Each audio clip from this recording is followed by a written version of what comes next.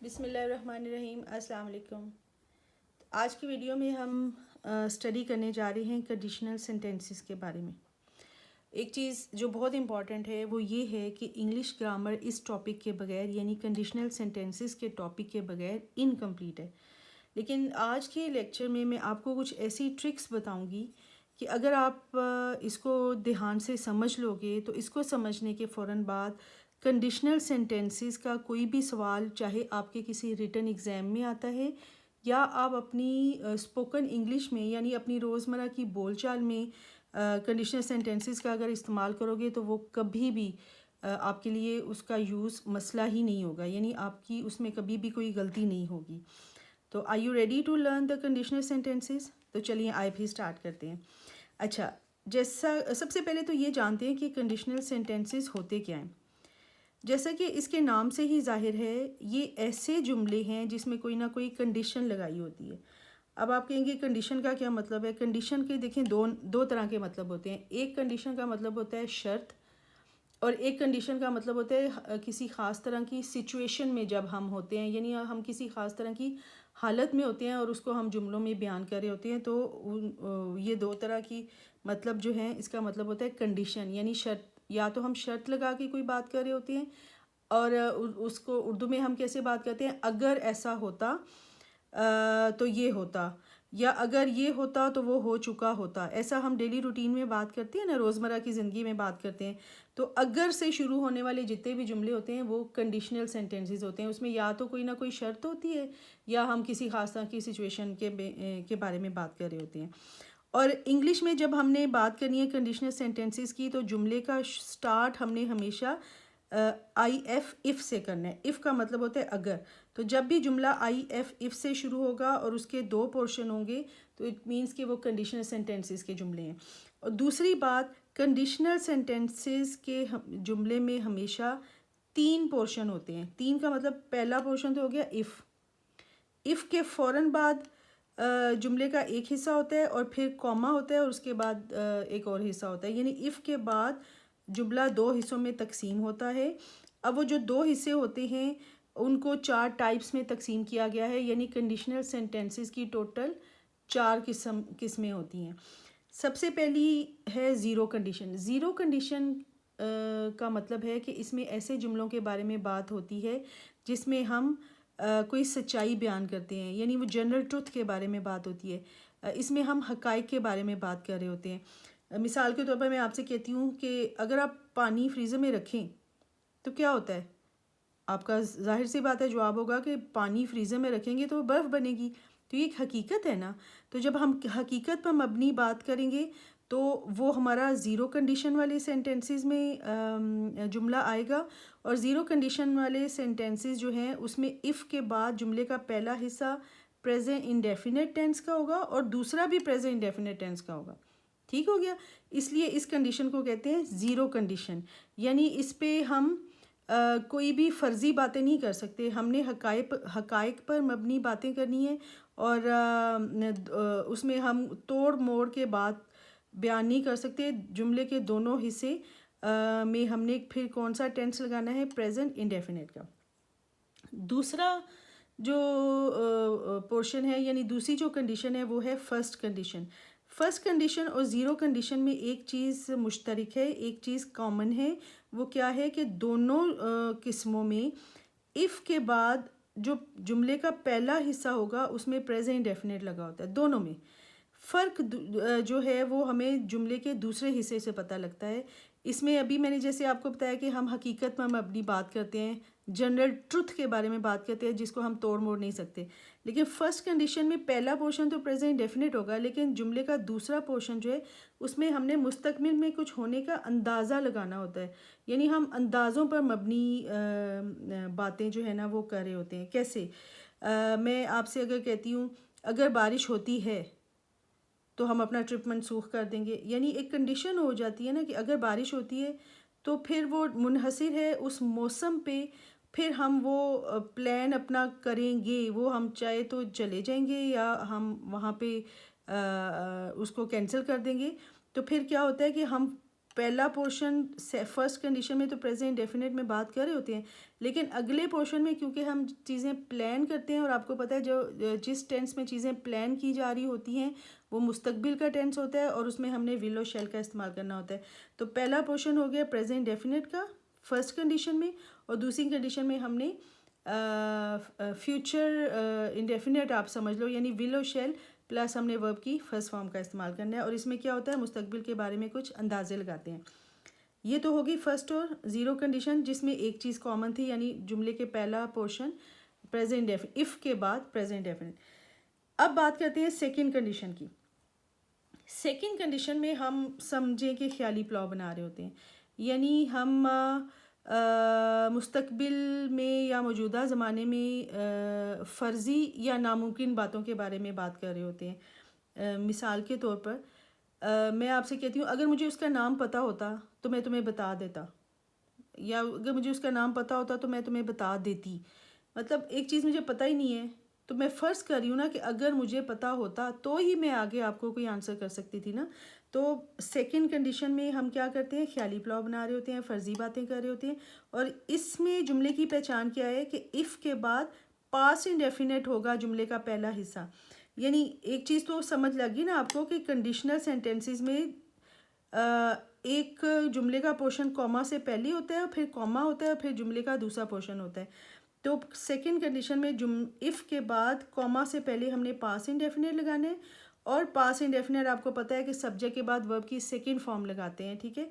और कॉमा के बाद हमने अगर जुमले का पहला हिस्सा हमारा पास्ट इंडेफिनेट है तो कॉमा के बाद वुड लगा देना, आपने वुड के बाद फर्स्ट फॉर्म लगा देनी है ना, मज़े की ट्रिक। सेकंड कंडीशन, इफ़ के बाद अगर पास्ट इंडेफिनेट है जुमले का पहला पोर्शन तो कॉमा के बाद हम क्या लगाएंगे, वुड लगा देंगे, उसके बाद वर्ब की फर्स्ट फॉर्म लगा देंगे। कितने मज़े की ट्रिक थी, इसमें कोई मुश्किल चीज़ है नहीं है ना। अब पढ़ लेते हैं अपना फोर्थ टाइप को, जो कि है थर्ड कंडीशन। थर्ड कंडीशन में हम क्या करते हैं कि हम पछता रहे होते हैं। अब आप कहेंगे कि ये क्या बात हुई, पछता कैसे रहे होते हैं, यानी इसमें हमारा काम हो चुका होता है, हम मज़ीद उसमें कोई चीज़ ऐड नहीं कर सकते। यानी हम किसी भी काम में कोई तब्दीली नहीं अब उसमें लाई जा सकती, काम वो हो चुका होता है। और अगर वो काम हमसे ख़राब हो तो हम फिर पछता ही रहे होते हैं ना। तो ये होता है हमारा थर्ड कंडीशन में सिचुएशन। यानी थर्ड कंडीशन जो हमारी कंडीशन है, इफ़ के बाद हमने पास्ट परफेक्ट का इस्तेमाल करना है। सेकंड में क्या था, हमने पास्ट इंडेफिनेट यानी सब्जेक्ट के बाद वर्ब की सेकंड फॉर्म। थर्ड कंडीशन में हमने इफ़ के बाद पास्ट परफेक्ट यानी सब्जेक्ट के बाद हैड का इस्तेमाल करना है और उसके बाद थर्ड फॉर्म। और कॉमा के बाद हमने अगर हमारा पहला पोर्शन पास्ट परफेक्ट का होगा तो फिर कॉमा के बाद हमने वुड हैव और थर्ड फॉर्म का इस्तेमाल करना है।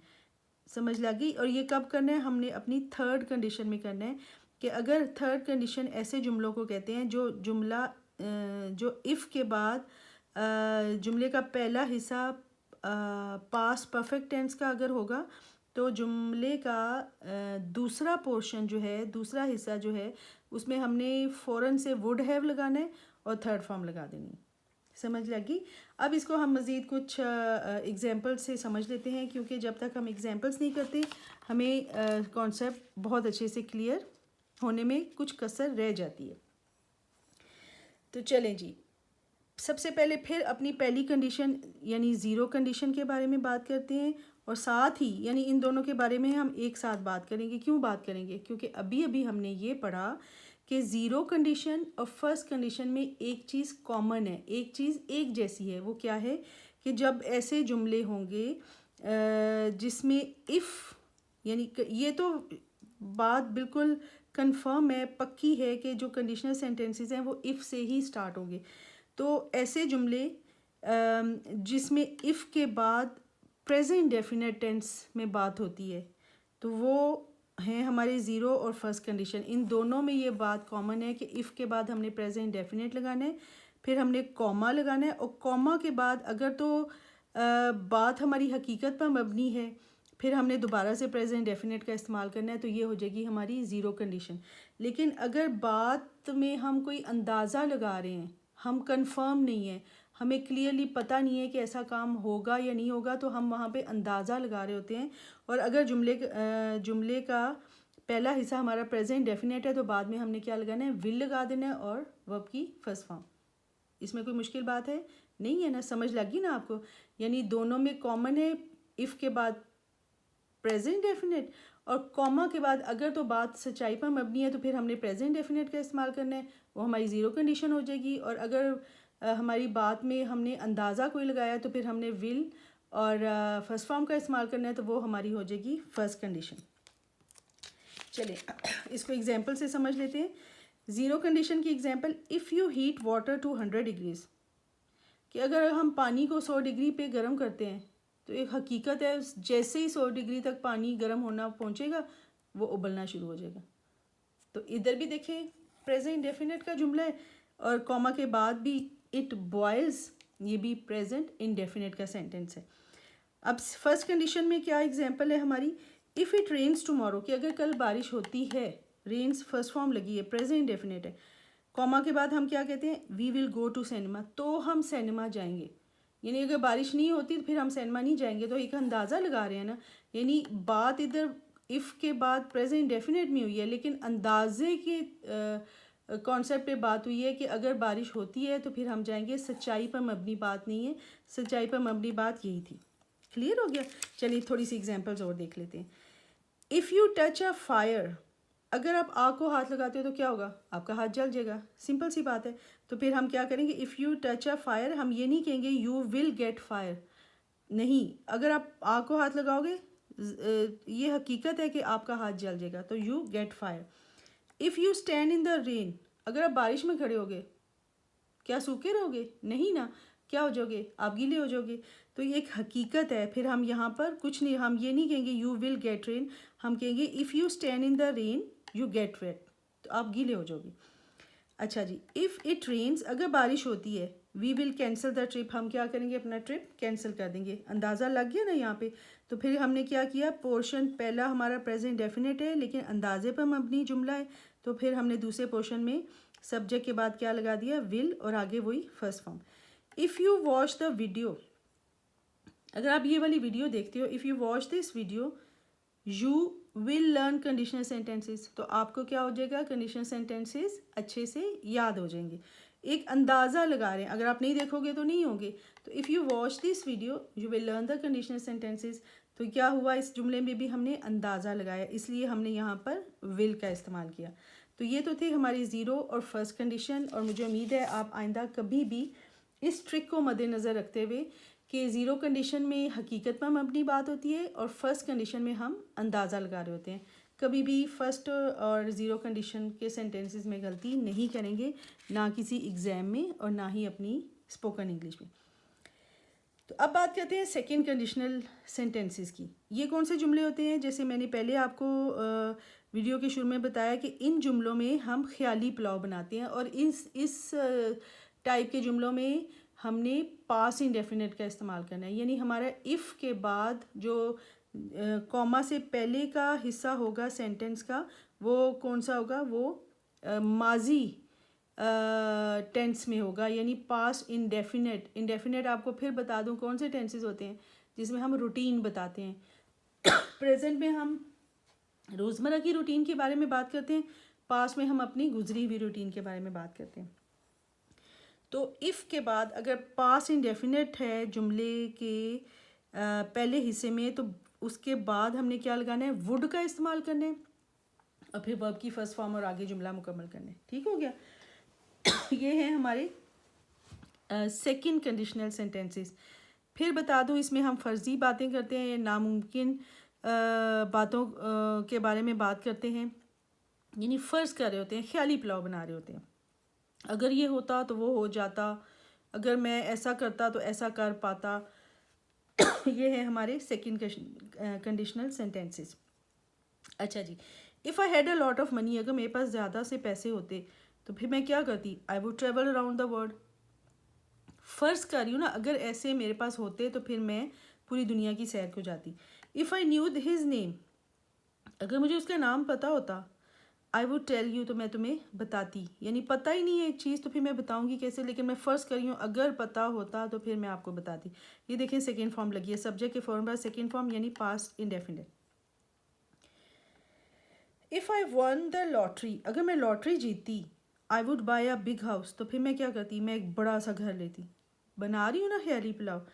If she knew the truth, अगर उसे सच पता होता, शी वुड टेल मी, तो वो मुझे बताती। यानी उसने मुझे कुछ नहीं बताया, मीन्स मैं एज्यूम कर रही हूँ, मैं सोच रही हूँ कि अगर उसको ये होता तो वो फिर मुझे ये बताती। तो फिर यहाँ पे सब कुछ क्या हो रहा है, ख्याली पुलाव बन रहे हैं। तो ख्याली पुलाव वाले जुमलों में इफ़ के बाद का जो पोर्शन है वो पास्ट इंडेफिनिट का होता है, और अगले में हमने क्या करना है, वुड लगाना है, और हमने वर्ब की फर्स्ट फॉर्म लगानी है और जुमला मुकम्मल करना है। समझ आ गई, ट्रिक भी समझ आ गई। यानी पास्ट इंडेफिनिट वुड लगा दो और वर्ब की फर्स्ट फॉर्म और जुमला मुकम्मल। ठीक हो गया। अब आखिर में हम बात कर लेते हैं अपने थर्ड कंडीशनल सेंटेंसेस की। इसमें हम पछता रहे होते हैं, सिंपल सी बात है। यानी हमारा काम हो चुका होता है, अब वो टाइम दोबारा वापस नहीं आ सकता कि हम वो अपने काम को ठीक कर सकें। इसमें फिर क्या होता है, इफ़ के बाद पास परफेक्ट में बात होती है। यानी ऐसे जुमले जिसमें हमारा काम मुकम्मल हो चुका हुआ है। तो परफेक्ट का वैसे भी आपको पता है कि परफेक्ट के जुमले कौन से होते हैं, जिसमें काम मुकम्मल हो चुका होता है। लेकिन थर्ड कंडीशनल सेंटेंसेस में पास परफेक्ट का इस्तेमाल होता है, और किसी का भी नहीं। किसका इस्तेमाल होता है, पास परफेक्ट होता है जुमले के कॉमा के पहले वाले हिस्से में, और दूसरे में हमने क्या करना है, वुड है वो थर्ड फॉर्म लगानी है। सेकंड कंडीशन में हमने क्या कहा था, हमारे जुमला जो है उसका पहला पोर्शन पास इंडेफिनिट होते हैं, तो कॉमा के बाद हमने सिर्फ वुड लगाना है और अपना वर्ब की फर्स्ट फॉर्म लगानी है, और देन आगे हमने बात मुकम्मल करनी है। तो if I had gone to bed early, यानी मैं सोच रही हूँ कि अगर मैं जल्दी सो जाती तो I would have caught the train, तो मैं अपनी ट्रेन पकड़ लेती।